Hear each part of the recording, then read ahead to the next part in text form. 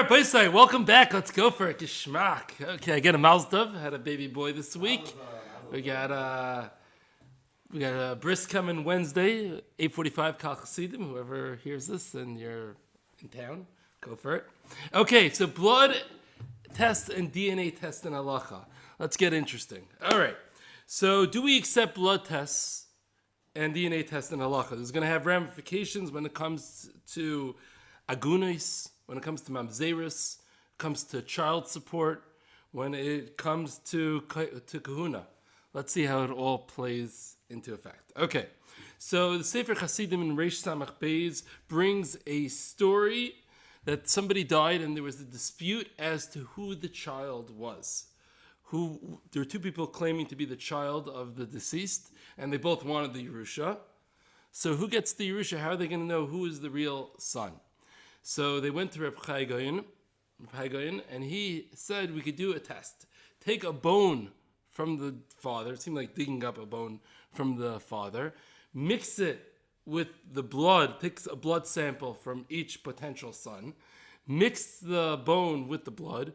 Whichever blood gets absorbed into the bone, you'll know that that's the real son. And they did that. To one blood sample, the blood got absorbed into the bone, and one it didn't. And Rabbi Goen said, okay, the one that got absorbed, that is the real son. And he passed in la halacha based on his blood test, and he was able to say who was the real child, and he got all the money. Okay, that was the story. There's a Gemara in Baba Basra, Daf Nun Ches. It talks about a man, he overhears his wife speaking to his daughter, saying that I have 10, out of my 10 sons, only one of them is really from my husband. The other 9 are from other people. Only one of them is really from the husband. That's what this wife tells her daughter, and the man overhears it. So the man on his deathbed says that I am leaving all my Yerusha to my one real son. However, he didn't know who the real son was, and the man died. So the question was, who gets the Yerusha? So they came to Rav Binah, and Rav Binah said, I have an eitzah. All the 10 sons should come. They should bang on the grave. The son should go. They should bang on the grave of the father. The father will get up and say who the real son is. And Mamela, you'll know who the real son is. So 9 of the sons went and started banging on the grave of the father. And guess what? Surprise. The father never got up to tell who the real son was. They came back to Rav Binah. They told him what happened. And he said, all the Yerusha goes to the son that didn't bang. The son that he couldn't bring himself to bang on the grave of the father. Even though it seems like the sons themselves didn't know who the real son was. But I guess it's something in the teva of that son that he couldn't bring himself to bang on the grave of his father, that he's the real son. Or maybe he was just the nicest one with the best midas, and either way, Rav Binah gave the full Yerusha to that one son. Okay. Now, by the way, doesn't it remind you of the stories that reminds you of the Shlomo Melech, right? With the cut the baby in two with the 2 mothers, and you're able to see from the midas who the real mother. Shudja the daini. Sometimes dayanim are allowed to use their. Most understand this that it was shudja the daini, that the dayanim are allowed to use their judgment to be able to decide based on how they're feeling who is really in the right. Now the Rashash brings the Eli Rabbi, and he asked the question on Rav Binah. Why did Rav Binah, you're only allowed to use a shudra de daini, you're only allowed to use a feeling of a dayan if there's no conclusive proof. But Zak, the Rashash b'shem the Eli Rabbi, why didn't Rav Binah use Rav Sadi Gain's test? They should have digged up a bone of the father and dipped it into the 10 blood samples and see what if it would have, if Rav Sadi Gain, Bizman Gainim, knew how to do this. L'chayra Rav Binah, who was Amoira, l'chayra, he also knew how to do this test. So he should have done this test.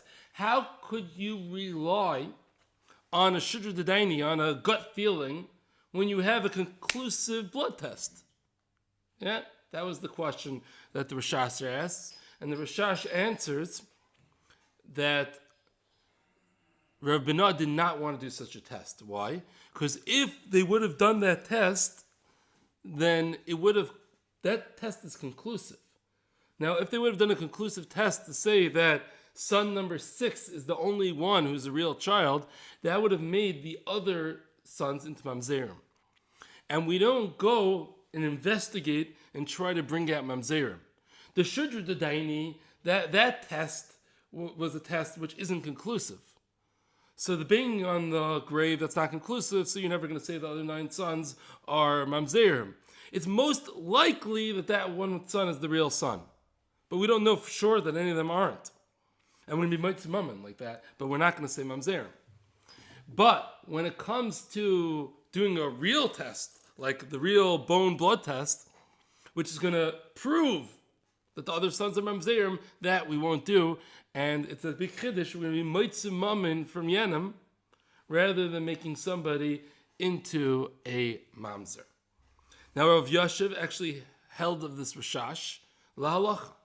The case came to Rav Yashiv, where there was a couple. They had a child, and they got divorced.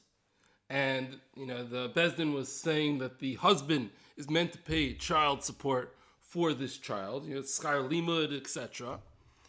And the husband said, I have reason to believe, and I'm quite sure, that this child is not mine.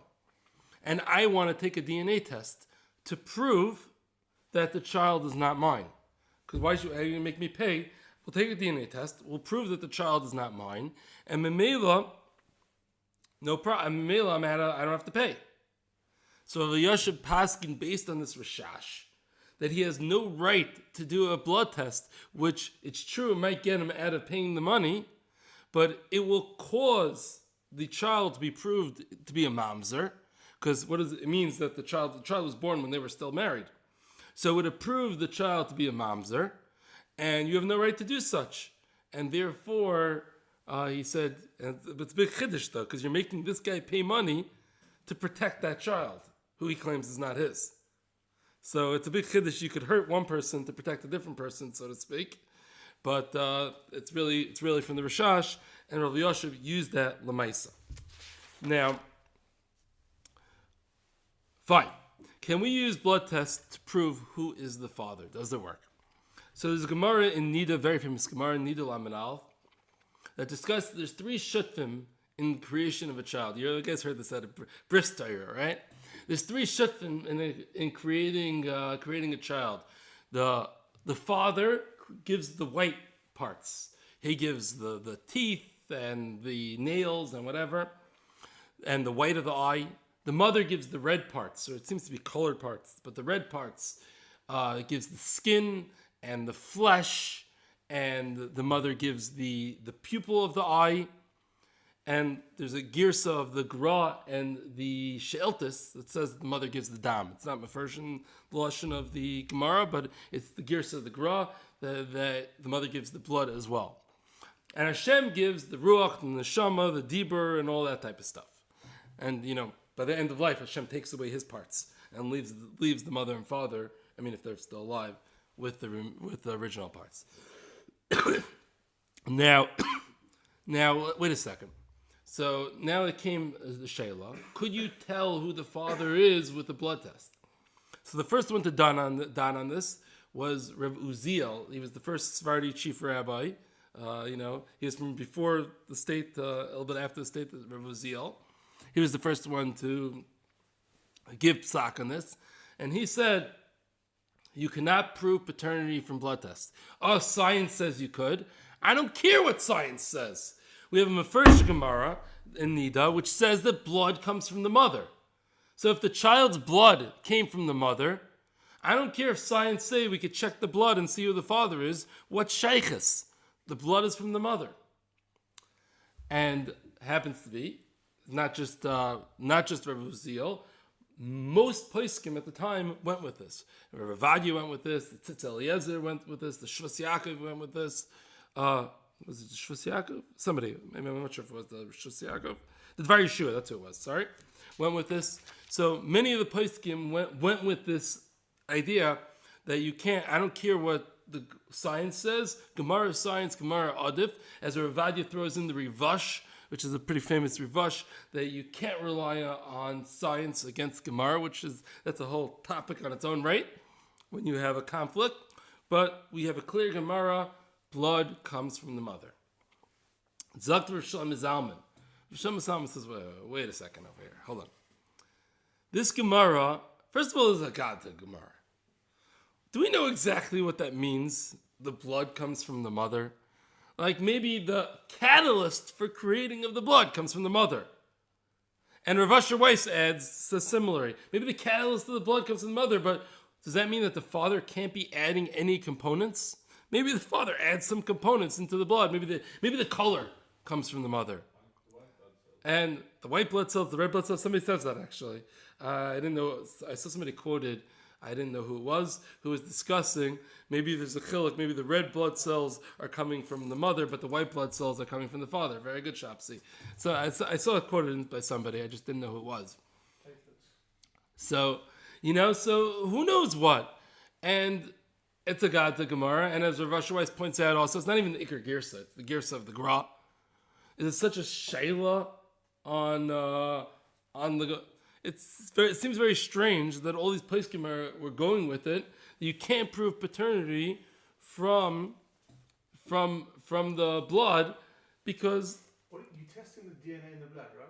Well, this is actually a little bit earlier than DNA. We're going to get to DNA in a second. How do you test the blood? So I don't know what the original blood test is pre-DNA testing.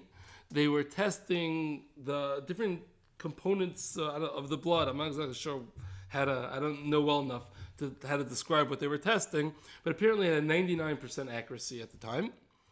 And they were able to test and see whether this child came from that, whether it's compatible. I don't know exactly. I'm not sure what they tested. Okay, so that was that kufa in time.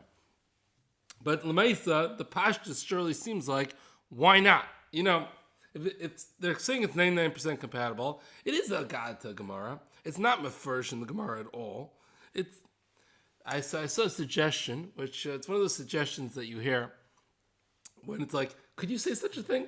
I'm not sure if you could say such a thing, but it's definitely interesting. From Rav Chaim, I don't know exactly how to pronounce the name, Jachter, it's spelled Jachter. I think he's one of the YU Rosh Yeshivas. Huh? Jachter? Yeah. So he suggested that, I like the suggestion, I'm just not sure if you can say such a thing, but I like it. He said that really it's the proof from the saying that using that Gemara to say that you can't test blood seems like a stretch. But we as Chazal, and I'll explain, we're going to bring an example in a second, we're always not quick to create mamzerim. We always try not to create mamzerim. They didn't want to create mamzerim. By being able to test who the father is from the blood, you're opening up Pandora's box, so to speak, of creating mamzerim. There's going to be way more mamzerim around once you have married women's children who don't belong to the father. You're just going to be creating mamzerim all over the place, and they didn't want that. So they used the Gemara as their basis for not accepting blood tests, even though the Pasha says that's not a raya.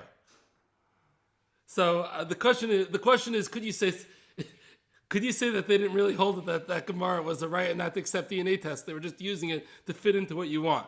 So I guess you could. It depends. There's two ways of explaining what that means.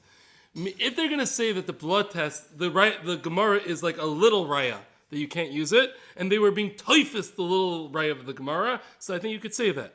Some people find the Chazon Ish held electricity is really no melacha, and the boine was only he wanted to get out of hand. Correct. Whether you could, and other people would say that's apikarsis, that the Chazon Ish, correct. If the Gemara was a zero raya, that you can't accept the blood test, then it's a little bit harder to say that you can't accept Halacha, you can't accept the blood test because of the Gemara.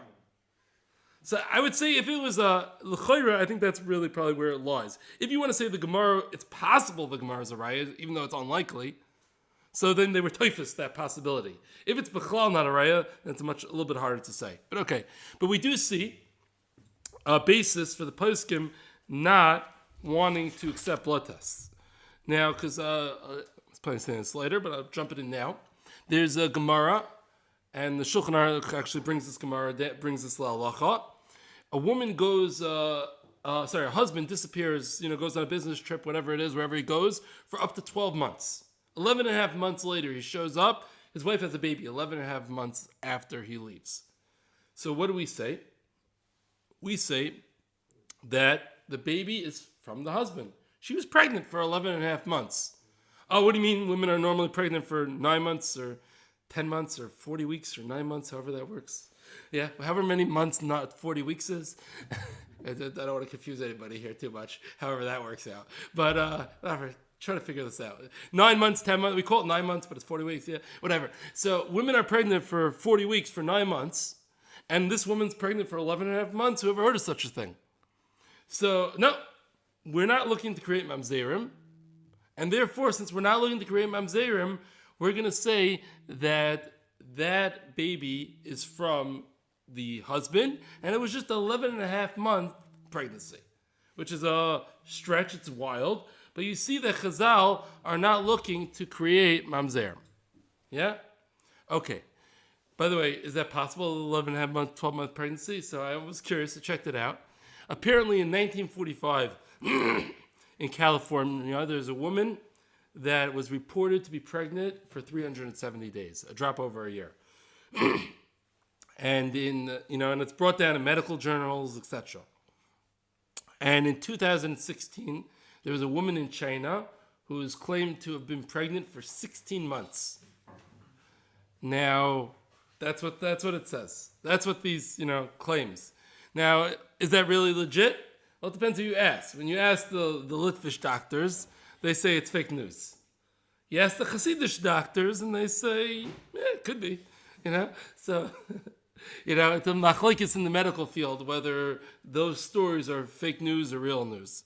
But there is such a musik of that. It doesn't get to it because the normal doctor doesn't let the woman get more than 42, 43 weeks. So we just don't know.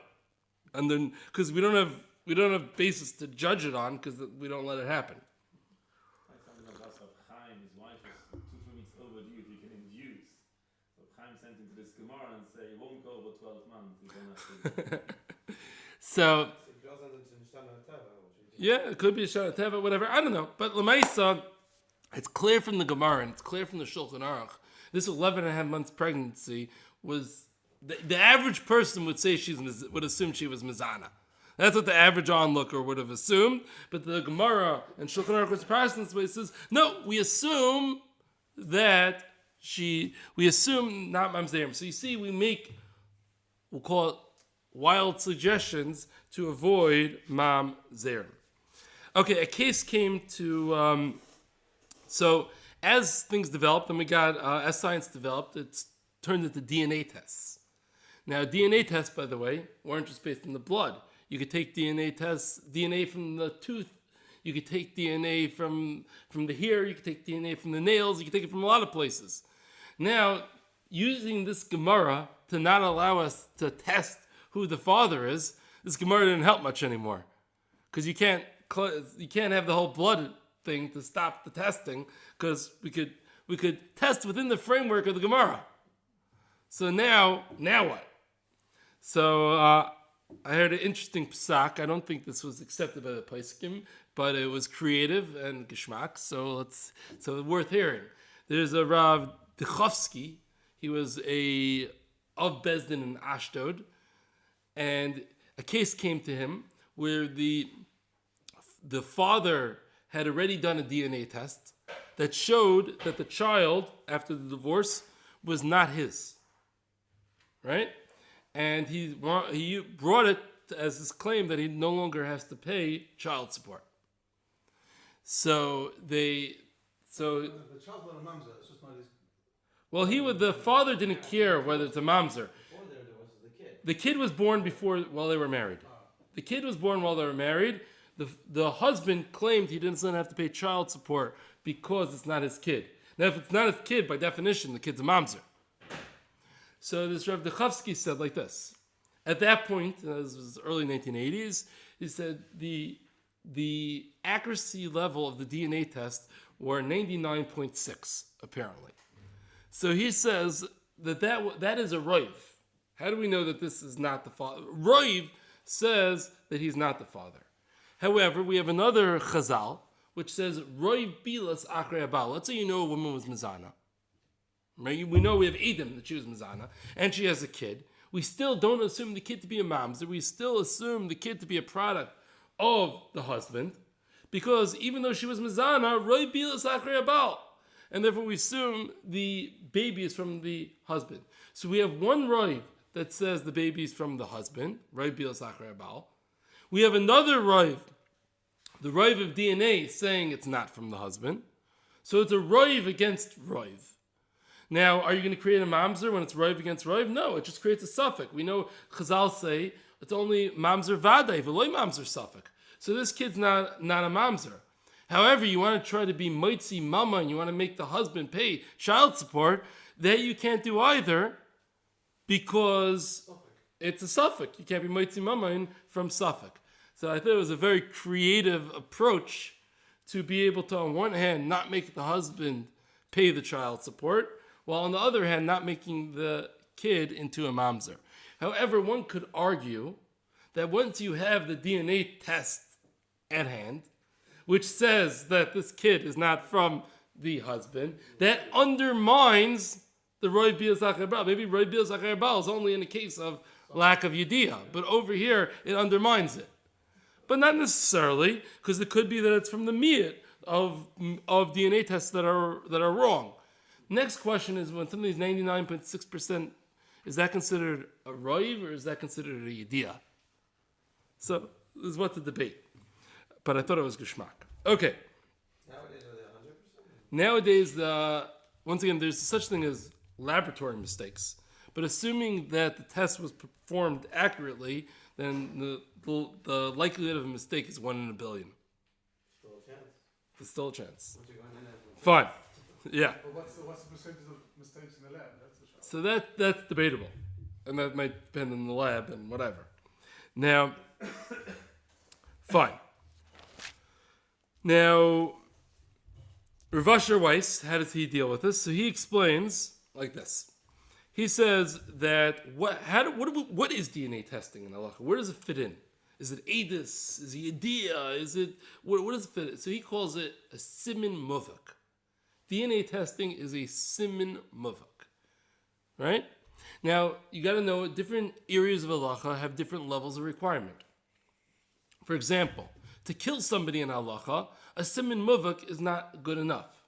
You know the famous Gemara. Reuven chased Shimon with the sword in his hand into a cave dead end, and the Edom are running after Reuven, screaming, "Hasra, don't do it, don't kill him, you'll be chayav misa."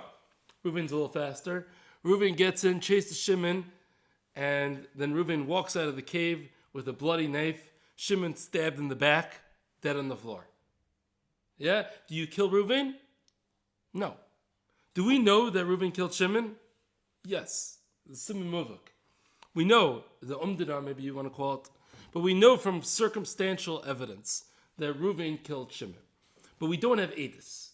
If there isn't Edus, you can't kill Reuven. That's when it comes to killing somebody. Now, does Siman Muvak work to be Moitzi Mamain? So that's a machloikis Shach and Ketzos. And we paskin like that, like the shach, that siman muvak is enough to be mitzi mammon. So we would make somebody pay based on a siman muvak. What about, could a siman muvak create mamzerim? Let's actually start easier. Could it be mater aguna? So we have clear rayas in the Gemara. Siman muvak would work to mater aguna. If we have a siman that this is the guy's begadim etc. There's sugyas, we would be able to matter aguna with the siman muvak. What about a mamzer? Could you create a mamzer with the siman muvak? So Rosh Weiss brings there's a Gemara in Kedushin Ayin Gimel Min Aleph, which brings the klal of mamzer vade v'loy mamzer suffix. So you need a mamzer vade. Oh, there's no such thing as a suffix mamzer. You're only a mamzer if you're a mamzer vade. And he quotes the Sheva Shmeitza quotes a Pnei Yeshua that says that roiv and chazaka will not create a mamzer. Yeah, you do not create a mamzer with roiv and chazaka. Why? Roiv and chazaka is still mitzias of suffix. It's just telling you what to do. There's still a miyat when there's a roiv, and therefore there won't be a mamzer from roiv and chazaka. So zakt Rav Asher Weiss. So the granat that it's a beer, yeah, and a chanami, but there's still a mitzias of miyat. The question is, what do you need? Do you need a halachic din of bearer, or do you need a mitzias of bearer? Maybe it's totally on that. The Ian days, huh? So Rav Asher Weiss explains that umdina and simanim also don't create a vade. Umdana and simanim also don't create a vade, and therefore you won't create a mamzer from umdana and simanim. So at the end of the day, based on Rav Asher Weiss's cheshbainis, so when it comes to killing somebody, simin isn't good enough. When it comes to be moitzi mamain, it is good enough. When it comes to mamzer, it's not good enough. It depends what you're talking about. However, I have a kasha on Rav Asher Weiss on this claim. I want to throw a little monkey wrench in this. We said that we're not going to kill anybody, and we're not going to create mamzerim based on a raiv or an umdada, right? Let me ask you a question. If somebody's mizana with the relative of their father, will they be chayav misa for that tznos? Will they create mamzerim? Somebody is mizana with, I don't know, his father's mother, his grandmother, his paternal grandmother. Will you kill somebody for that? With Eidim and Asra in the works?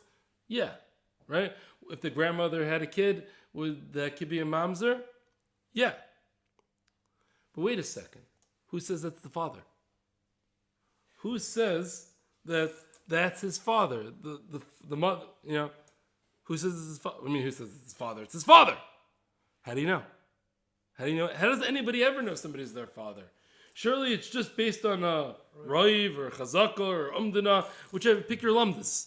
But you don't know as a fact that nobody knows as a fact that anybody's their father. You just assume, listen, he was the husband of my mother, so I'm assuming he's the raiv bilas achrei baal or something like that. And we're going to assume that that's your father.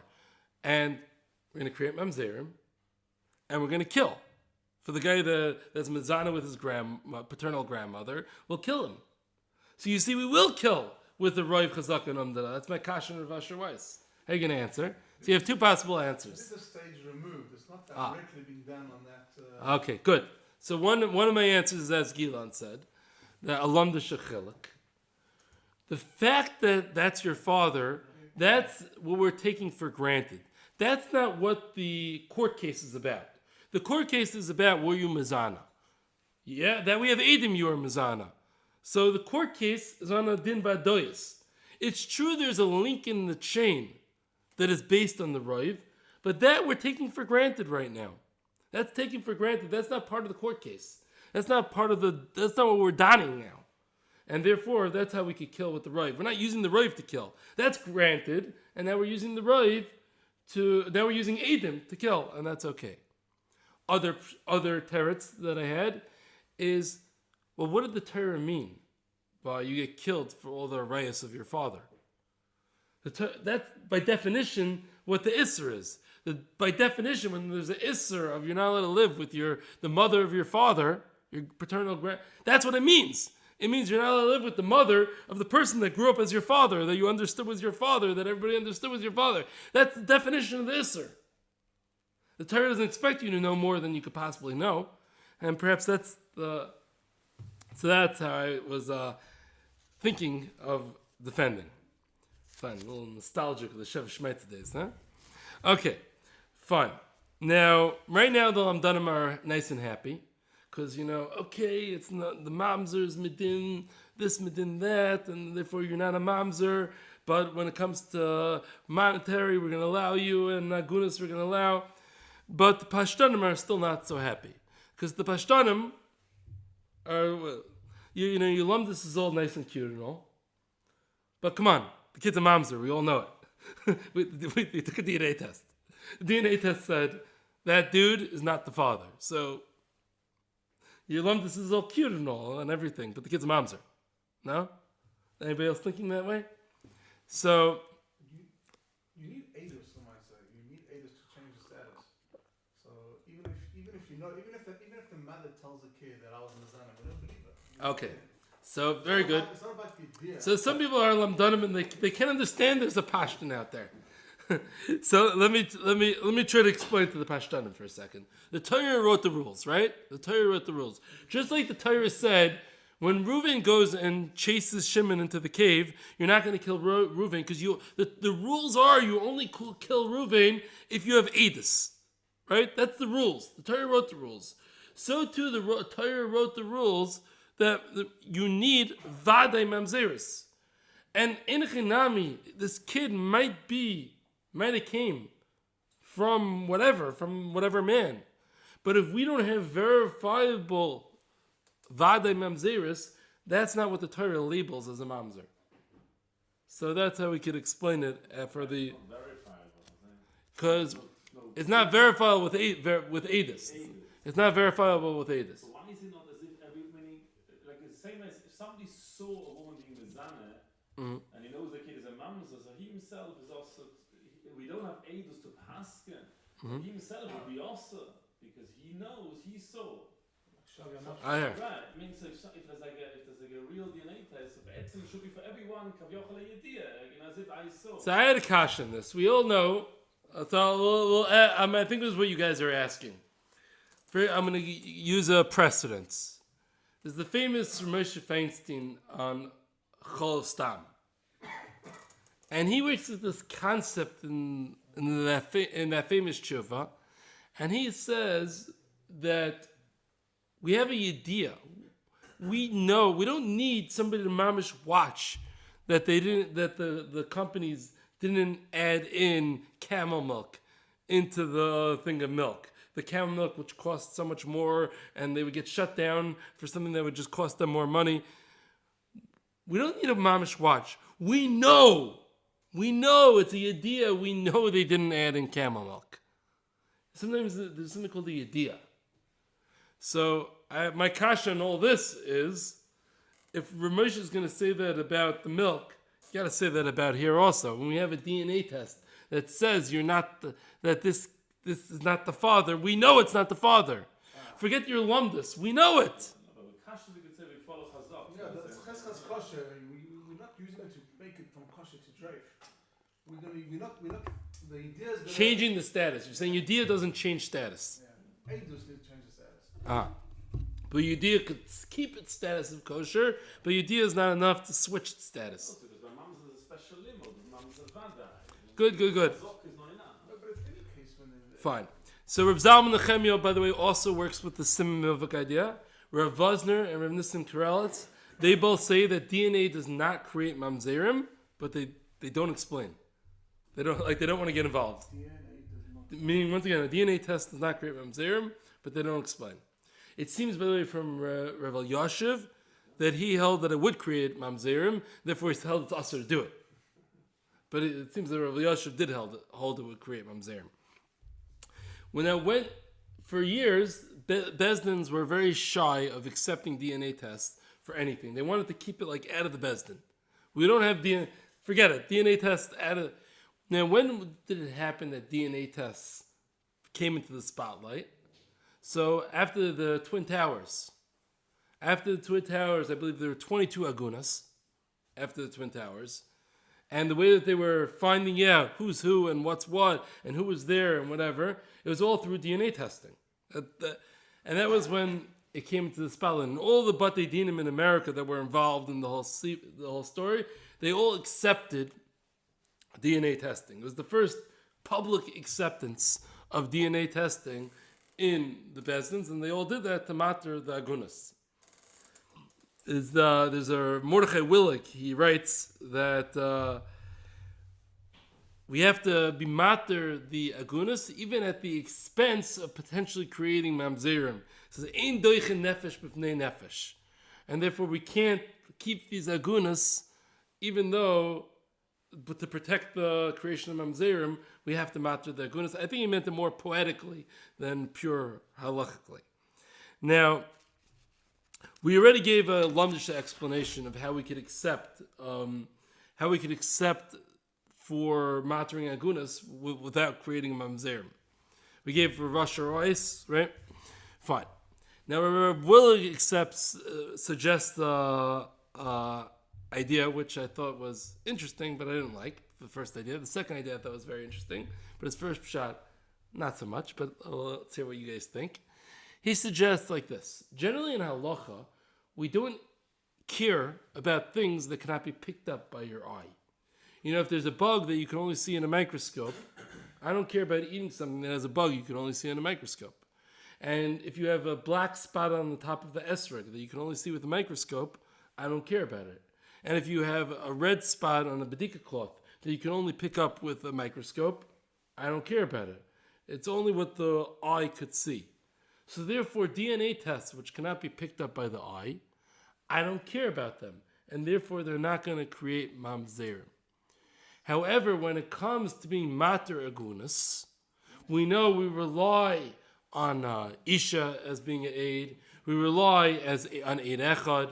We rely on a Karev. And like we rely on these other things, we'll also rely on that which the eye doesn't see. Now, I didn't like this raya, neither does Gilan. What if an eye sees the DNA test? By definition, you can't see the DNA with your eye by definition. Right, so therefore, Rav Willig was claiming that if you can't see it, it doesn't have a halachic effect. You can see.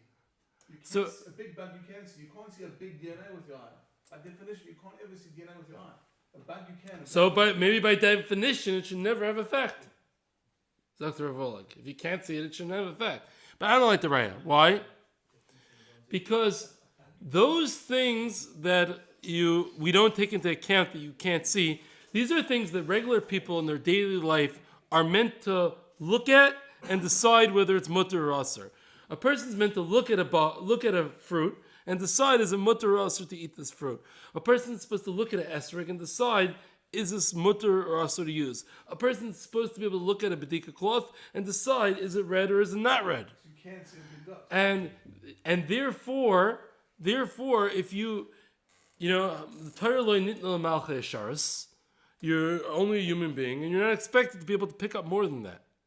However, when it comes to something which is a proof, so, it's a proof that this is true.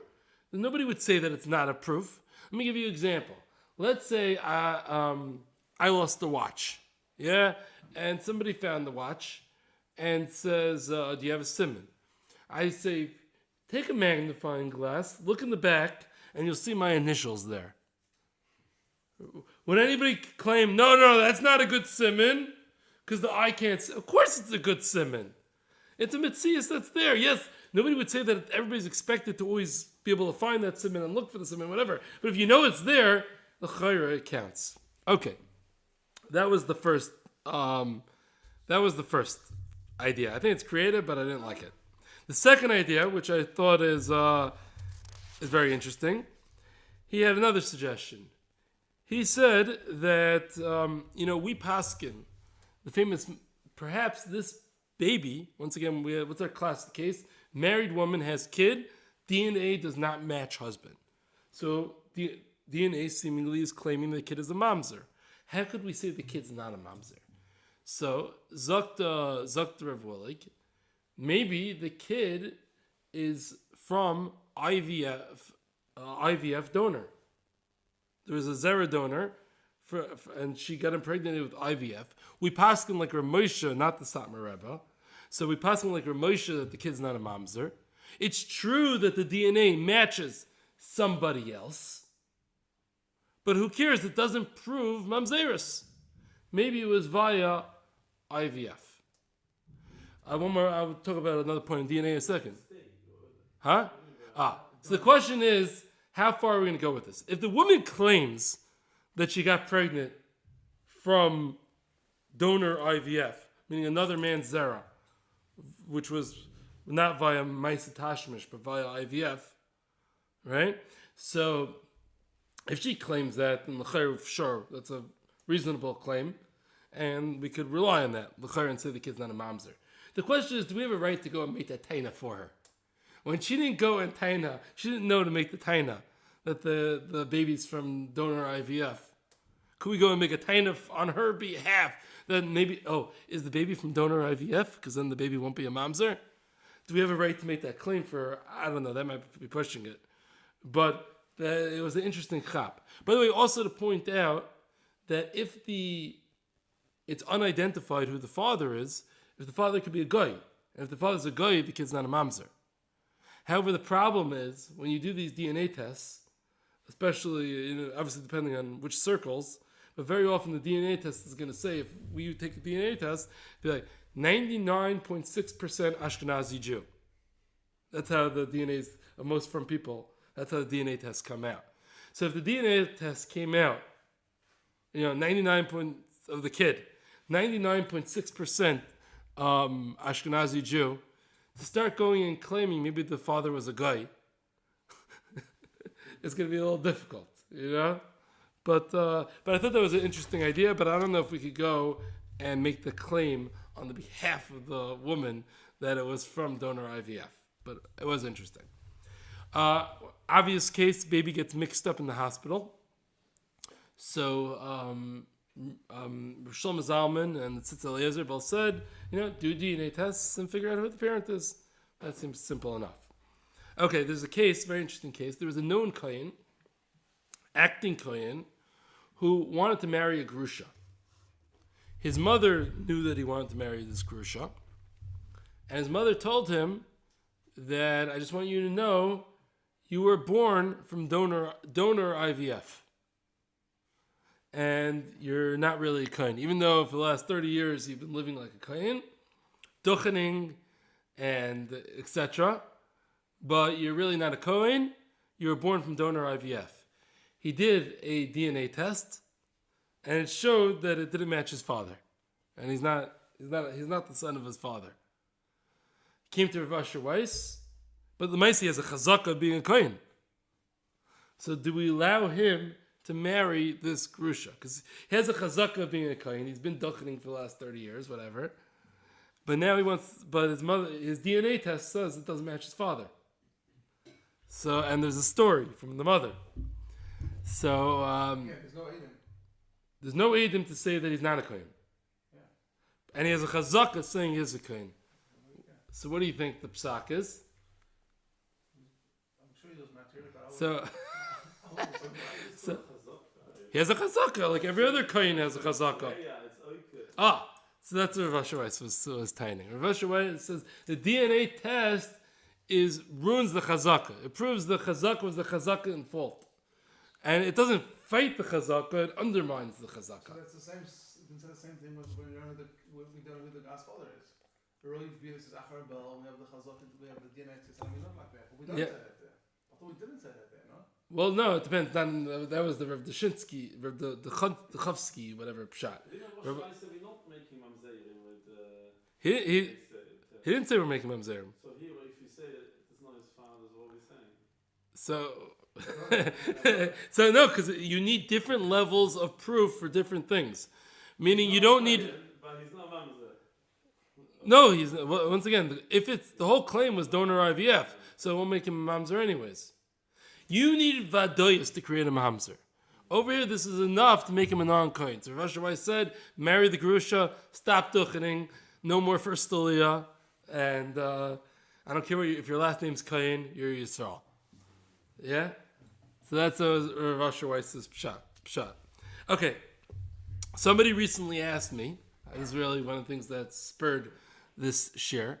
So somebody recently asked me that they got a phone call. They made a pidyon ben 10 years ago. And they got a phone call from the Kohen last week, whatever. I mean, it was already 2 months ago, but whatever. The week before, he got a call from the Kohen, and the Kohen did a DNA test, and it turns out the Kohen did not have the Kohen gene. If you're not familiar with that, I'll explain you in a minute what it is. The Kohen did a DNA test, and he did not have the Kohen gene. And the Kohen said to this guy, "Listen, I'm just telling you that's a story. Go ask your Rav your own shayla about what to do. But I know I've done a couple of Pidyon Abens. I'm calling up everybody and letting them know that I don't have the Kohen gene." And so the guy said, "What do you do now?" Well, he said, "What should I do now?" I said, "First of all," I said, "I don't know. Ask somebody big, whatever." But if you want to know what do I think, so let's think about it for a second. The Kohen gene, by the way, let's just actually backtrack for a second. So 70 to 80% of people of Ashkenazim that self-identify as Kohen have a common gene. There's a gene that is held by 70 to 80% of Ashkenazim who call themselves a Kohen. When you contrast that to the regular society of Ashkenazim, so I read two different articles, so I don't know which one, whatever. One said only 1 to 2% of people have that gene who don't call themselves a Kohen. Whereas from the people that call themselves a Kohen, 70 to 80%. The other article that said 10% of people have it. And by the way, we would expect a certain percentage of Yisraelim to have the Kohen gene. Because no, it's only in the male chromosome. But a cholol, and all his generations below him is going to have this Kohen gene. So we got to expect there's going to be some chololim and the descendants part of the general gene pool, and they're going to have the gene. But besides that, I mean, it's a mind-boggling statistic that 70 to 80% have this gene, and only 1 or 2% of the others have this gene as well. Now, this guy did a test, and it said that he didn't have the gene, which is quite alarming. It sounds like he's not a real Kohen. Now, is he a real Kohen or is he not? So let's wait a second. Does he have a chazaka being a Kohen? Yes, he does have a chazaka of being a Kohen. He grew up as a Kohen, his father was a Kohen, his grandfather was a Kohen. He has a chazaka of being a Kohen. Number 2, what does the DNA test actually prove? So what it proves is 70 to 80%. I think in the Sfaradim it's 60 to 70%, but in the Ashkenazim it's 70 to 80%.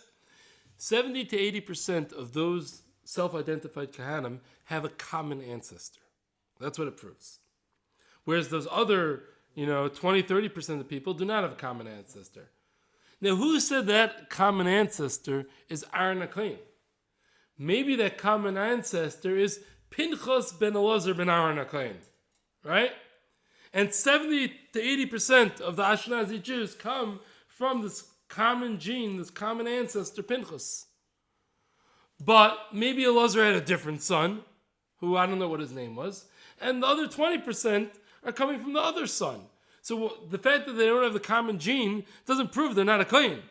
It just means that they don't have the same ancestor that 70 to 80% has. And they've yet to find the Elazar gene and the Aaron HaKohen gene. They haven't found the Aaron HaKohen gene that they may all have in common. They only found we'll call it the Pinchas, or it could be 5 generations later where that common ancestor lies. So therefore, the fact that they don't have the gene doesn't prove they're not a Kohen. It just proves they don't have that same common ancestor. And therefore, the Chayr Halacha, we can't say that this guy is not a Kohen. So the Halacha, we're going to say this guy is a Kohen and let him continue to duchen. However, when it comes to Pidyon Aben, he's a tier 2 level Kohen. He's not a tier 1 level Kohen. There's the famous, well-known, the Vilna Gaon, went around and he was paid to his son many times by different Kohanim, until once he finally met a Rappaport. And when he met a Rappaport, so then he was paid by a Rappaport, and he said, okay, now the Rappaports are miyuchas, and therefore I don't have to be paid anymore. Now I was actually paid to my son with a Rappaport, and my mother's first cousin. But that's what, does this guy have to be paid to his son again? No. Is it not a bad way to spend $125? I think it's not such a bad thing to do with $125. All right, I'll tell you something special for you. I heard I just heard a Meiser Rav. Rav Nevitzol, he's a Levi. So, and he had a Bechar. But on the side of any yichus, whatever issues, not really, Poida his son Beseser. Not in poet, just Beseser between him and the Kohen, to be Poida his son outside in case he's not really a Levi. And there is such a Zach. This is not the Mekubal Anhaga, or not the Mekubal Psak, but it's interesting. So I thought you'd find that interesting. But Lamaisa, that's the sugya of DNA. And Lamaisa, we're going to use it somewhat, but we're not going to use it so much. Shkak for listening.